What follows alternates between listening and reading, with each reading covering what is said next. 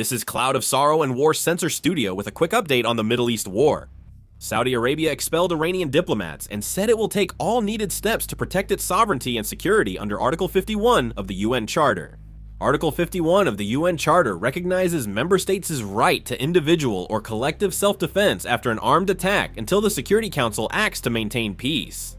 This is Holon, Israel. A rocket landed in the Holon area. This is Israel and Palestine. You can see Palestinian residents fleeing, and there are reports that Israelis are attacking Palestinian residents. Hezbollah forces have stated that they are engaging in combat with the Israeli military, and clashes between the Israeli military and Hezbollah forces are continuing. Shia militia released footage of 2 drones launched at Victoria Base, Baghdad International Airport. NATO forces are reportedly moving from Iraq to Jordan, and Spain has withdrawn its troops from the Middle East via the Incirlik base in Turkey. Iran's Mehr news agency cited the foreign ministry spokesperson, stating Iran shouldn't be expected to show restraint after an attack.